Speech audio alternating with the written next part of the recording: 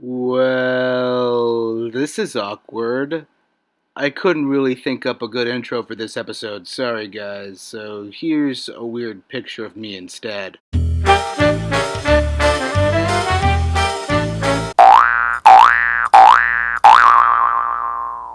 Hey guys, what's sizzling? It's Daniel, or Dan, or Danny, or DP, or whatever you prefer to call me, as long as it's not hurtful. Welcome to Friday Night's Alright for Chatting. In this episode, I'll be sharing with all of you the experience I had going down to Nashville with one of the choirs at my college.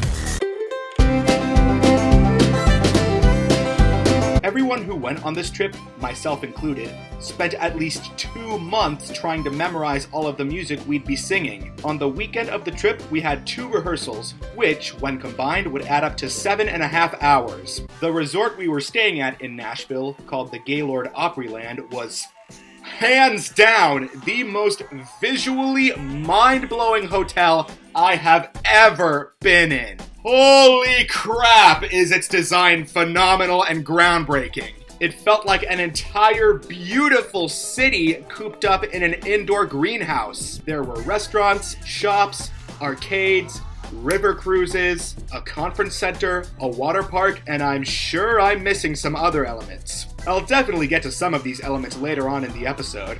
The first night we were in Nashville, we had dinner at this insanely cool restaurant called the Caney Fork. In addition to having some amazing southern food that filled up more than Thanksgiving dinner, it had mind-boggling set pieces, including, I kid you not, a real live catfish pond. Indoors! Right next to my table! The next day, we performed at 3 services at a United Methodist church that was around 30 to 40 minutes away from the hotel. The performances, for the most part, went well, and I was even very pleasantly surprised by how progressive this church was. From the amount of women in the clergy, to the American Sign Language interpreter during the sermon of the first service, to the fact that on one of their office doors, they had one of those LGBTQ+ safe space stickers. Later that day, a few friends and I did some downtown sightseeing and then visited the Music Hall of Fame. This Hall of Fame was an incredibly cool museum. I just wish my friends and I had more time to check out because it was 45 minutes before closing time, and so we had to really move quick. On the day after that, most of us decided to hit the indoor water park at Gaylord Opryland known as Soundwaves. This water park is not great or epic. It's legendary! I have never seen a water park like this before in my life. It had an activity pool complete with games and sports. It also had 2 lazy rivers, one more calm and one more thrilling. It had body slides, tube slides, including one of those tube slides where you circle around a toilet bowl. It also had trapdoor slides, mat race slides, a wave pool, one of those flow rider, boogie boarding and surfing simulators, and much more. The 3 hours my friends and I spent at this water park were 3 hours of euphoria. This was hands down the biggest A+ moment of the trip. On our final full day in Nashville, we sang 3 performances at the Sing Worship Music Conference, which was actually held in the conference center of the Gaylord Hotel. You know, the conference center I mentioned earlier?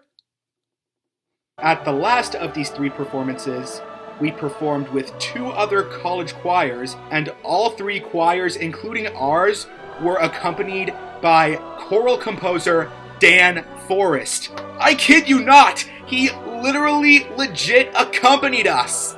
We also had opportunities for autographs and photos with him at the very end. And then after that, we headed for the airport and flew back to our college. If there would have to be one criticism that I had about this trip, it would only be that there were a few minor moments of stress. Sometimes our plans would change or become disorganized, and other times I'd struggle to find someone to do things with. The worst of it was when I really wanted to go somewhere, but I knew I couldn't go there alone.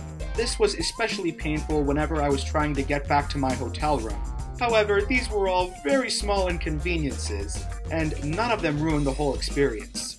Besides, it was so nice of my friends to be cool with everything that happened.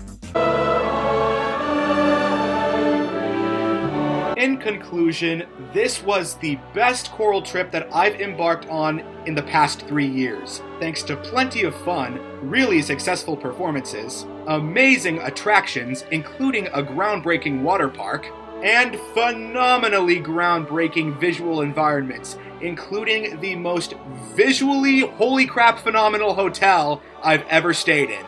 Maybe there were a few mildly disorganized or stressful moments, but the highlights more than made up for those. This experience is an absolute must for any college choir that sings worship pieces, traditional hymns, or spirituals.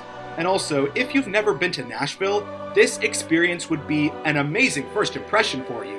As for my rating, it gets a solid 9 out of 10.